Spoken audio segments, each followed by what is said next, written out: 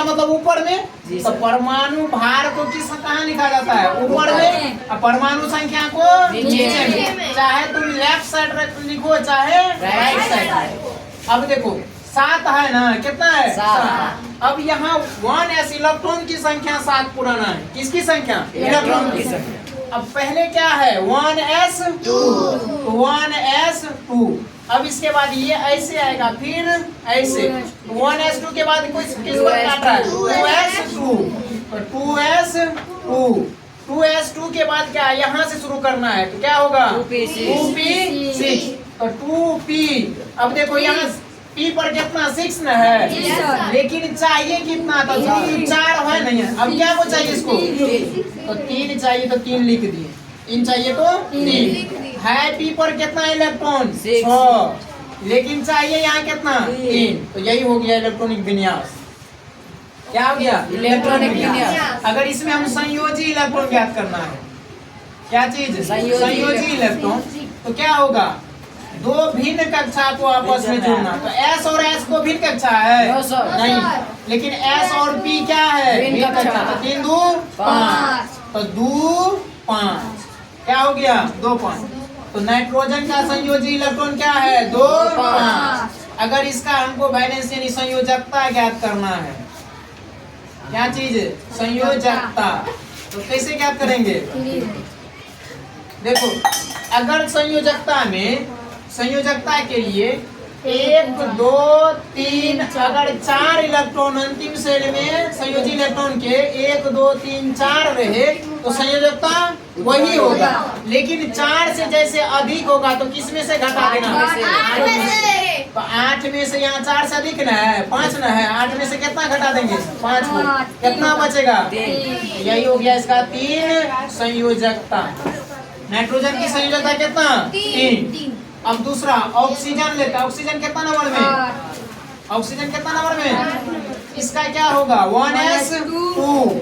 पहले इसको पढ़ना। 1s2, 2s2, 2p6, 3s2, 3p6, 4s2, 3d10, 4p6, 5s2। हमेशा इस साइड से शुरू करना है, ऐसे आना है, फिर वहां से ऐसे आना है। 1s2 के बाद क्या होगा? 2s2, 2p4। इसका भी संयोजी इलेक्ट्रॉन क्या होगा? संयोजी इलेक्ट्रॉन 2 6। संयोजी इलेक्ट्रॉन कितना? 2 6। लेकिन वैलेंस कितना आ जाएगा? क्योंकि अंतिम सेल में कितना इलेक्ट्रॉन? 6। तो 4 से अधिक है ना, इसमें से घटा देना है। 8 में से घटाएंगे 6 को, कितना बचेगा? यही 2 इसका क्या है? वैलेंस यानी संयोजकता। क्या है? संयोजकता। एक और तत्व का लिखते हैं, Na। किसका संकेत? सोडियम। कितना नंबर में? 1s2। यहाँ देख करके बोलो तो 1s2, 2s2, 2p6, 3s2, 3s2 होगा क्योंकि 2 2 4 4 6 10। एक और चाहिए ना, s 2 है लेकिन चाहिए कितना? 1। अब 2 भिन्न कक्षा को आपस में जोड़ो। इसको क्या लिख सकते हैं? 2 8 1, 2 8 1। इसके अंतिम सेट में कितना इलेक्ट्रॉन? 1। तो इसका भी संयोजकता क्या होगा? 1 ही हो जाएगा। जिसका 1 2 3 रहे, 3 या 4 रहे तो उसका संयोजकता वही। अगर 4 से अधिक है तो किसमें से घटा देना है? एक और तत्व का बना है, एक Ca कैल्शियम का बनाना है। Ca कैल्शियम कितना नंबर में? 20 नंबर में। कितना नंबर? 20। इसका बना तो 1s2, 2s2, 2p6, 3s2, 3p6, 2s2, 2p6, 3s2, 3p6, 4s2 हो गया। 2 भिन्न कक्षा को आपस में जोड़ना है ना।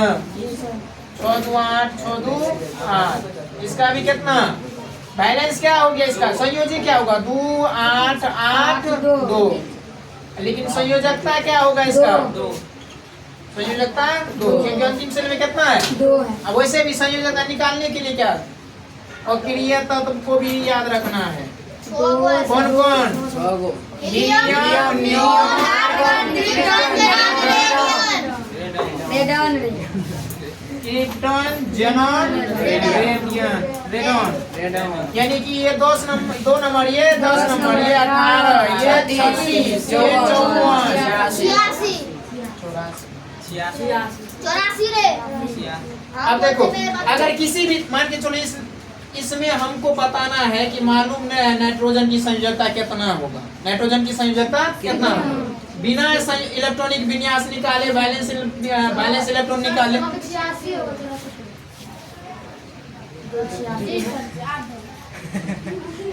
अब होगा। चलो अच्छा एक बात बताओ ना, बिना इलेक्ट्रॉनिक विन्यास निकाले, बिना संयोजी इलेक्ट्रॉनिक निकाले कैसे संयोजकता बता पाएंगे?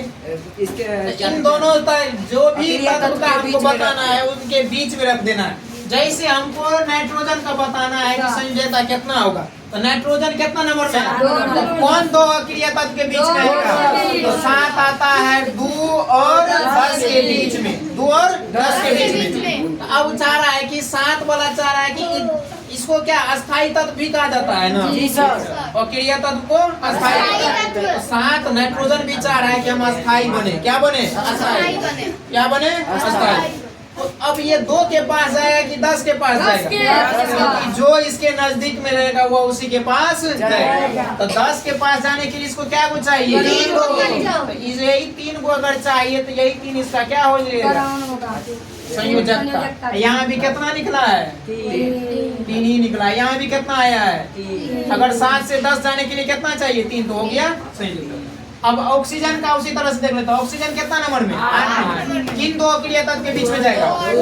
इसी के बीच में 8 भी जाएगा, 2 और 10 के बीच। तभी 2 के पास जाएगा, क्योंकि 6 गो इलेक्ट्रॉन त्याग करने से अच्छा है कि 2 गो इलेक्ट्रॉन किसी से ले लेगा। तो इसका भी कितना आ जाएगा? 2 को लेगा 10 के पास जाने के लिए, तो क्या हो गया? 2।